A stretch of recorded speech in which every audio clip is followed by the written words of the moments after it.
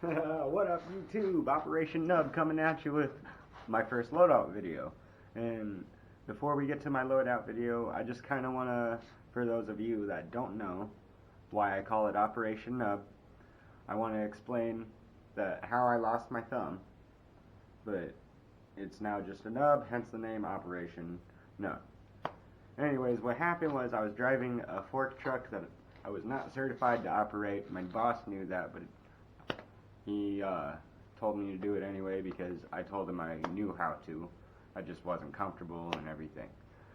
Well, anyways, this is like the fourth time I'm on my truck in a -2-degree freezer. I actually was in there all day, and when I had gotten off of my truck, and walked over to talk to my boss about something I had to do, my legs had gotten so cold by the time I sat back down on my truck that they were twitching. And I was sitting there in reverse, getting ready to do, mentally preparing myself to do the task that I needed to accomplish.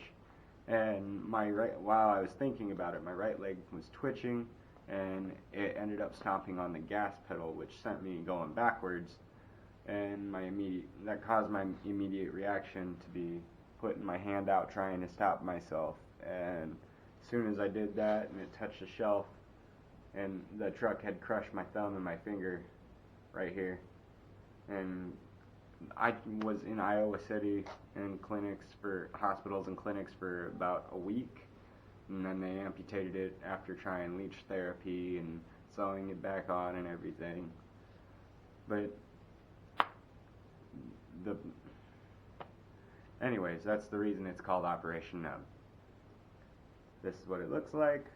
End product after trying to stretch it out and it didn't heal back together, and then we ended up doing a bone graft from my hip to my hand, so there's a pin inside here holding everything together, and it'll be there for the rest of my life.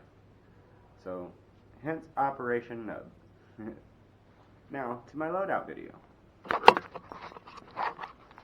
First off, I've got this Black Ops BR 45, 42, something like that. That is non-blowback, and it actually works pretty well. I like these white sights compared to like some of the green ones and stuff. They're pretty easy to see. They're pretty pronounced, and I like it. Great beginner gun, not very heavy at all, pretty lightweight. The CO2 goes right here inside this compartment and pop the grip back on. I've got these two Cobra 1911s, metal half blowback. I like them actually quite a bit. They don't sound real or anything, but it's just the added realism of the slide. The hammer doesn't actually strike anything important. This back safety isn't actually functional, but it feels nice, it looks nice, and it's satisfying. And after a few drops, while I was shooting it, it must have cracked, and the tip of the hammer ended up flying off while I was shooting in my backyard yesterday. But anyways, the way I came upon to have these two Cobras was I had bought the LTX Defender 3s, and they had malfunctioned on me within a few uses. They were all Palmer bodies and everything, but they were actually decent for the first few uses. And then I ended up having to send them back to get repaired because they shot all the CO2 out the top and out of the barrel while I was just practice shooting. So instead of sending me back those guns repaired, Lancer Tactical actually sent me these two Cobra 1911s in place of those, which is an upgrade. They're, like I said, they've got a steel slide and everything. And right here I've got the Elite Force M4 CQC. It's currently not in working condition just simply because the connector inside the stock there, it actually sparked and melted the plastic piece right off of it, so gotta get a new one of those before it'll work again. This magazine is the magazine that came with the CQC. And I ended up ordering 2 of these black Lancer Tactical high cap magazines. This holds, I think, 400 rounds. This one holds approximately 350. And I've got the 3 of these Elite Force mid-cap magazines that each hold 140 rounds. Tells you right there. They work pretty well. I usually never even make it to my high caps in CQB. Other than that, I've got this gas blowback M4 made by Golden Eagle. I have not gotten to shoot it yet due to the fact that whenever I bought it, right out of the box, the magazine was leaking gas right out the top. So I haven't got to shoot it yet. And other than that, I have this $40 cheap Amazon tactical vest. You know, it's got 3 M4 mag pouches here, 3 pistol mag pouches. Oh look, there's the mags for the LTX Defender 3. This pocket here you can use for your comms, and I use it for my CO2 since I don't really need comms in CQB.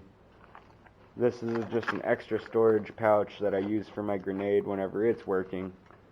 And some shotgun shell holders that I don't use because I don't have a shotgun.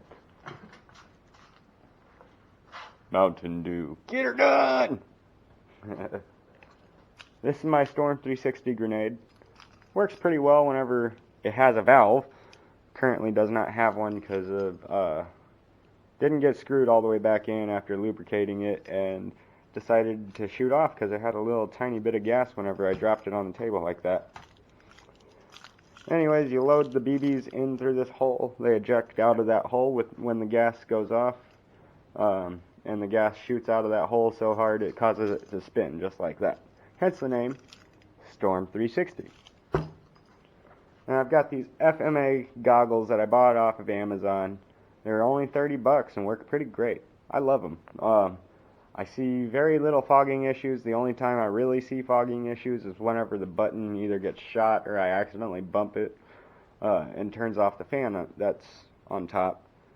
Other than that, it comes with 2 lenses. This clear lens that I've got on now, and it's got a tinted lens for when you're playing outdoors.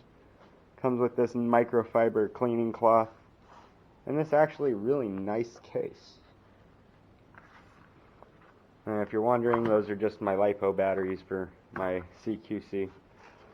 I use these Game Face Match Grade 0.2 gram BBs. Ultra Air Player's Choice gas. I've got this pair of UFC gloves that I use because I had them laying around. I got shot in the hand and it sucked, I found out. So I put these on. I can feel it just enough to know that I got hit, but it doesn't hurt at all.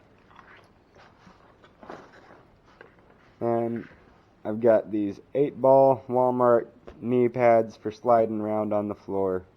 I spent maybe $20 on a set that included these, and it has the elbow pads and wrist guards. And then I think this helmet cost me about $40. It's a nice Giro helmet from Dick's Sporting Goods, roughly $40. And this is my camera mount that goes with this little 4K Ultra HD Casio camera. Costs roughly $55 on Amazon. That's after tax. And then this is my gun bag. But it's made by Evolution. It's got a nice outer pouch here. Gun gets stored right inside there. Nice and soft inside lining. But it's $12 Walmart bag, works great. I even have a little extra room up here with my guns in it that I can fit like BBs or my camera and some batteries or something. But yeah, that's basically my budget loadout, all right there. Oh, I almost forgot to mention, I had took this Gamo sight, and it turned out I had bought this Gamo sight, and it turned out to be a little too small with the rail mount, so I ended up just super gluing it on there. Got it on there pretty well before, and then when I was trying to take it off, when I was teching on the gun, trying to figure out what was wrong, yeah, it took me a good 10 minutes to break that off. But anyways, that's my explanation of why I call it Operation Nub, and this has been my budget loadout. Until then, see you next time. Op out.